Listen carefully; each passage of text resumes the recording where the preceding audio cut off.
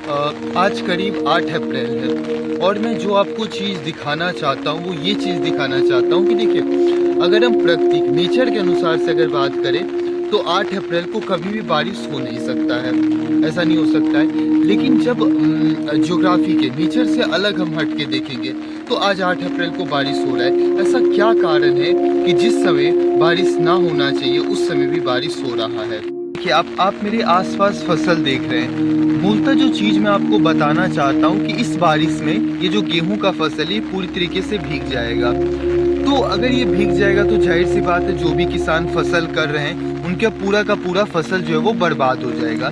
तो यहाँ पे जब हम इसको गहराई से सोचने और समझने का प्रयास करेंगे, जब भूगोल हम ज्योग्राफी के अनुसार समझने की कोशिश करेंगे तो अप्रैल का बारिश होना असामान्य नहीं है, बल्कि ये क्लाइमेट चेंज की वजह से हो रहा है। और हमें लगता है शायद हमें इस पे ध्यान पूर्वक सोचने कर सकता है, क्योंकि जो प्लेट तक हमारे अनाज पहुंचता है, अगर वो उसका हाल इस प्रकार से होगा तो फिर क्या होगा? क्या हम तक वो चीजें पहुंच पाएगी? जरा ध्यान पूर्वक इस पर सोचिए। क्लाइमेट चेंज वो समस्या नहीं है जो भविष्य में है, क्लाइमेट चेंज वर्तमान की समस्या है और हमें इस पर बहुत बहुत विचार करने की आवश्यकता है। जैसे मैं अभी रोड पर चल रहा हूँ तो अभी आपको आसपास दिखाता भी हूँ, सब जगह फसल ही फसल है। तो देखिए, सबसे पहले की समस्या जो वो कितनी गंभीर है।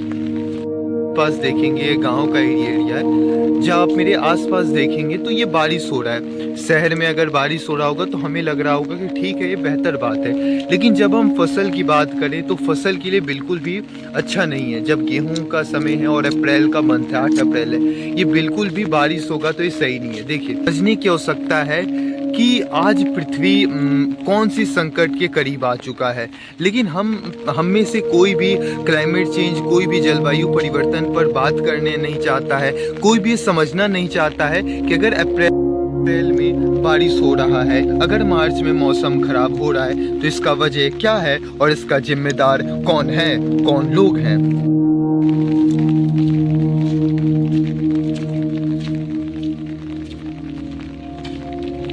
ये खेत में आ चुका हूँ। खेत में आने के बाद अब मैं आपको फसल को दिखाता हूँ। तो मेरे सामने देखिए, कुछ फसल तो कट गए लेकिन अभी काफ़ी ज़्यादा फसल बचा हुआ है। और आप ये देखिए हाल, बारिश हो रहा है। अब बताइए, अब इस समय इस गेहूं का हाल क्या होगा अगर ये बारिश में भीगेगा? तो बताइए, देखिए। और इसी प्रकार से आप दूर दूर तक देख रहे हैं कि इसी प्रकार से गेहूं है। ये वही गेहूं है जो हम तक पहुंचता है, रोटी के फॉर्म में पहुंचता है। तो मुझे लगता है कि शायद हमें इस पर बहुत बहुत विचार करने की आवश्यकता है और सोचने और समझने की आवश्यकता है।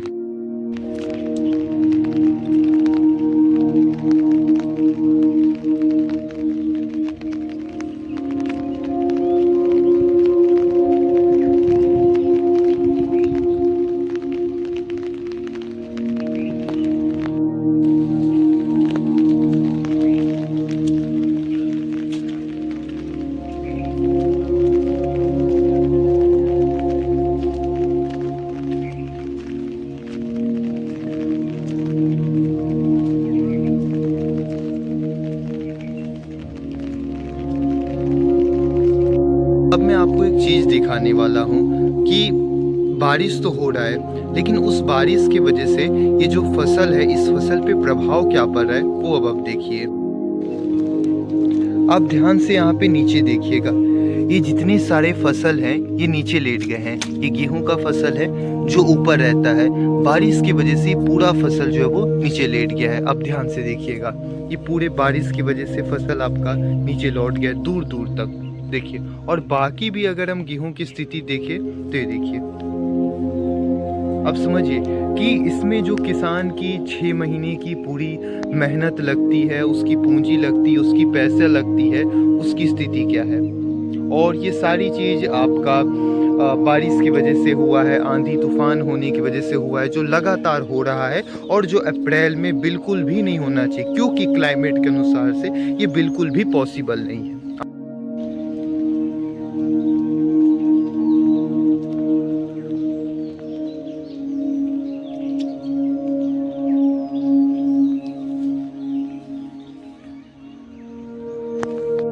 इन फसलों को दिखा रहा हूँ तो आपको बात ध्यान में ये रखना होगा कि आपको लगेगा कोई बात नहीं, क्या आवश्यक है, क्यों ज़रूरी है, फसल बर्बाद हो रहा है, होने दो। आपको बात ये भी ध्यान में रखना पड़ेगा कि अगर गेहूँ नहीं होगा अच्छे से तो आप तक जो थाली तक रोटी आ रहा है या जो भी चीज़ आप खा रहे हैं वो आपको उसका प्राइस कितना जाएगा ये आप देख लीजिएगा, और इसका कितना ज़्यादा नुकसान होगा आपको, कितनी महंगाई बढ़ेगी वो भी हमें शायद देखने की आवश्यकता है। और जब फसलों के साथ इस प्रकार का चीज़ें हो रहा है तो मुझे लगता है हमें ध्यानपूर्वक सोचने और समझने की आवश्यकता है। जिन रास्तों पर चल रहा हूँ ये वही रास्ते हैं और वही फसल है जिनका मैं करीब 2 महीने पहले जो मैं वीडियो जिस पर अपलोड किया था, जो फसल हरे थे, और अब आप इनकी स्थिति देख रहे हैं। नीचे तो यहाँ पर बारिश की वजह से पूरा वो हो गया है, और फसल का जो स्थिति है, जो हाल है, वो मैंने आपको दिखाया ही है कि क्या फसल की स्थिति है, हाल है। ये मेरे नीचे गेहूं का जो फसल है, एक चीज़ ज़रा ध्यानपूर्वक ऑब्ज़र्व कीजिएगा। देख रहे हैं गेहूं के फसल को, ये नीचे हो चुका है, ये बारिश की वजह से नीचे हुआ है। जो बारिश और जो आंधी तूफान आ रहा है इसकी वजह से ये जो है वो लगातार नीचे हुआ रहा है, वरना गेहूं के फसल को अगर कभी भी आप देखेंगे तो वो बिल्कुल ऐसा सीधे होता है। ये जो प्रत्येक हम गेहूँ के फसल में अगर देखेंगे तो प्रत्येक गेहूँ का फसल इसी प्रकार से हो रहा है, आप ये देख सकते हैं। अब मैं आपको एक चीज़ दिखाने वाला हूँ। आप मेरे ठीक सामने एक चीज़ देखिएगा, ये देखिए, ये जो फसल है गेहूं का, ये पूरी तरीके से ब्राउन हो गया है। क्या आप इसका कारण जानते हैं कि क्यों ये पूरी तरीके से ब्राउन हुआ है? और कुछ फसल आपको मैंने दिखाया कि कुछ फसल जो है वो गिरे भी हुए हैं। यहाँ पे अभी मैं जहाँ पे आया हूँ, यहाँ पे अधिकतर जो फसल है वो ब्राउन कलर के हो चुके हैं, काफ़ी ज़्यादा ब्राउन, और उसमें कीड़े लगना शुरू हो चुके हैं। ये आप मेरे सामने देख सकते हैं कि आपको मैंने दिखाया। तो देखिए इसके पीछे जो मूलतः कारण होता है कि ऐसा अगर क्रॉप में अगर ब्राउन कलर पूरा हो जा रहा है या क्रॉप अगर गिर जा रही है तो उसके पीछे जो कारण होता है वो ये होता है कि देखिए, अगर बारिश हो जा रहा है, यानी कि अगर ऐसा टाइम है, ड्यूरेशन है कि अचानक से फसल पर पानी पड़ जा रहा है या अचानक से आंधी तूफान आ रहा है, हवा बह रहा है, तो फसल इस प्रकार से होता है। तो अगर मैं वर्तमान तारीखों की बात करूं अप्रैल की, तो अप्रैल मंथ में अभी अलग काफ़ी जगह बारिश हुआ, अलग अलग जगह अचानक से आंधी तूफान आया करीब 10 से 15 दिनों के दौरान में, और इसी कारण की वजह से हमें फसल में इस प्रकार की स्थिति देखने को मिल रही है। अभी आपको मैं जो फसल दिखा रहा हूँ ये गाँव में लगे हुए फसल हैं, तो इनकी स्थिति का जो मूलतः कारण है वो ये है। यहाँ पर भी आप देखिए पूरी तरीके से जो फसल है वो ब्राउन ब्राउन हो चुका है। यहाँ पर भी कुछ लगे हुए हैं, यहाँ पे भी फसल जो पूरी तरीके से ब्राउन हो चुका है। कारण जो कॉज है, जो कारण है वो मैंने आप लोगों को दिखाए, मैंने आप लोगों को बताया ही।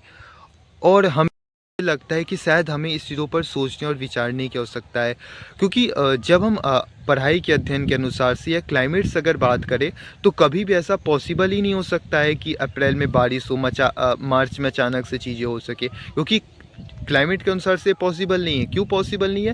क्योंकि उसी के हिसाब से ये फसल डिसाइड है कि इस समय ये फसल होगा, टाइम ड्यूरेशन। और अचानक बारिश होना, अचानक आंधी तूफान आना, ये हमें चीज़ पता हो रही है, ये चीज़ हमें दिखा रही है कि सभी चीज़ हो क्यों रहा है, क्लाइमेट चेंज की वजह से, जलवायु परिवर्तन की वजह से।